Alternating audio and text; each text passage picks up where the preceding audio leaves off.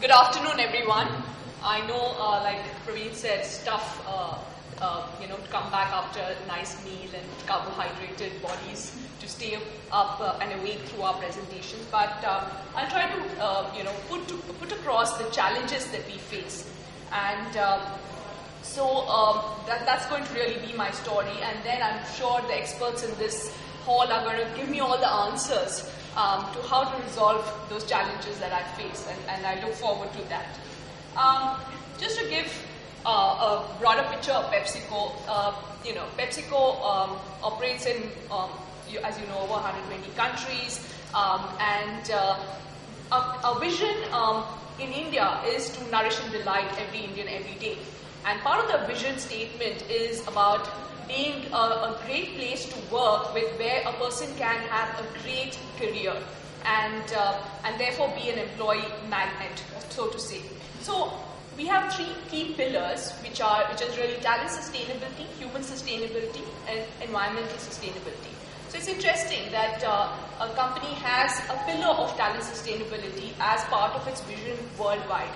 And in talent sustainability, the key is investing in our people to help them succeed. So, in this, today my presentation obviously going to be focused on the e-learning and the social media and the mobile technology, and how do we really help people learn and build capability using these tools. Just to give a broad framework of our learning, and I'm sure many organizations follow this because it's a principle of adult learning, is that 70% is on the job learning, 20% is through role modeling. So when you observe another person behaving in a certain way, then you learn from that person. And only 10% of adult learning really comes from workshops and theoretical material. So that's what we believe in also, and therefore the way we frame our learning is to help the person look at all three pillars of learning. So how does he be able to apply the learning through his job? So 70% of that learning happens in the job. So how do we get him to apply the learning that he's got through that 10%? How do we have enough coaches, mentors, role models within the organization where he can network with peers that he can network with to build the 20% and the 10% across any theoretical learning that we provide him? I was thinking I'm going to follow some of the other esteemed colleagues of mine, but since I'm starting, just to have the landscape. We know that the landscape of learning has changed. Today, people want to be networked, they want to co-create, they want to be part of their learning experience right from day one. They don't want to be given stuff, they want to discover it for them.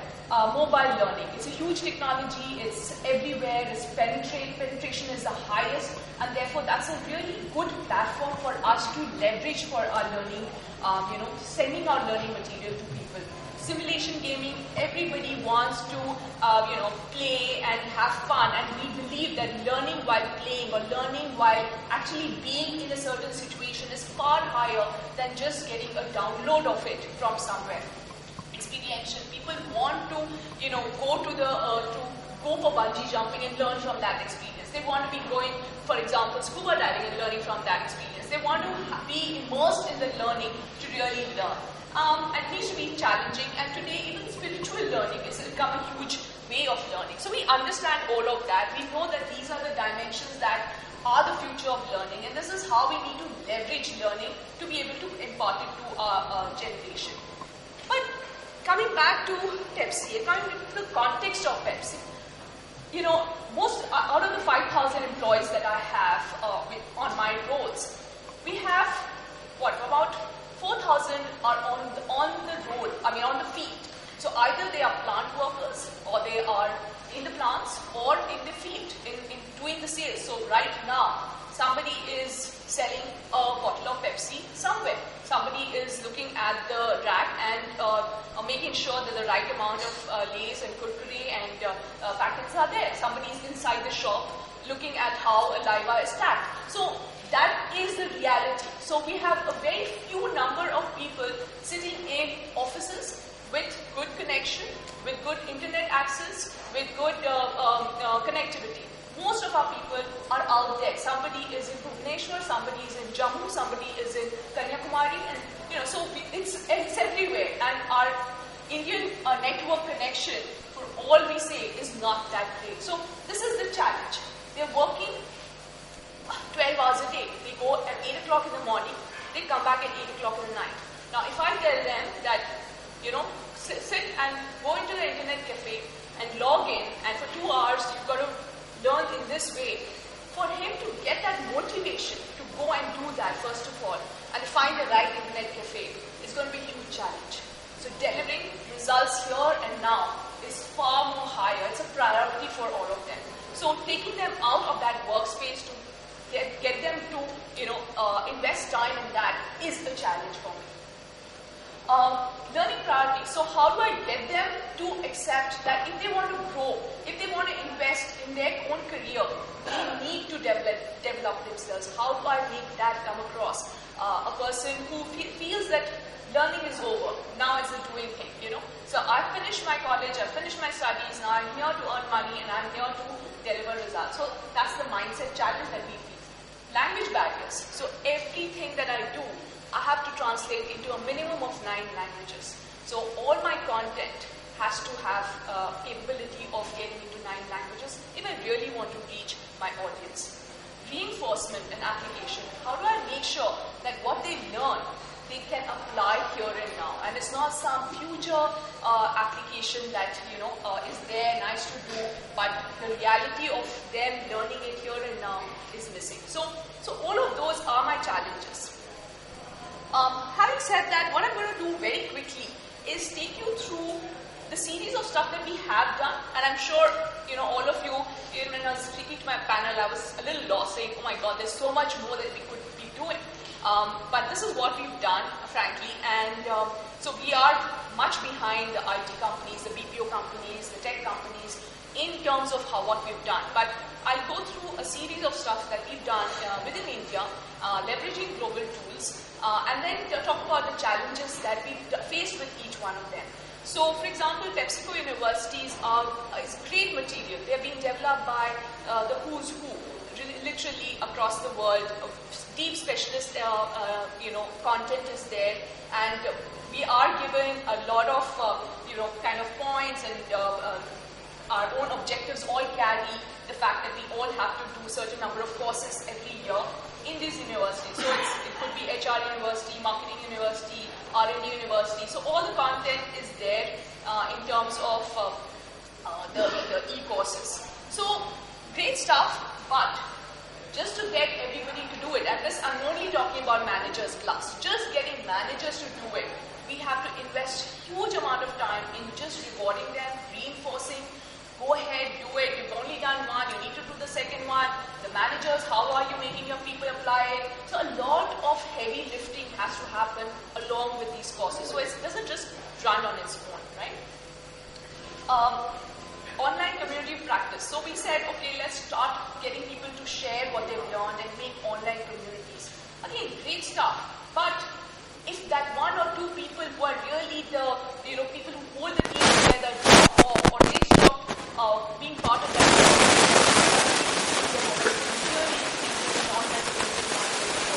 so the first phase is a lot of interest, but the interest level starts dropping very fast. And especially there are 2 or 3 people who are really there. So we realize it has to really be there. To be part of that online community,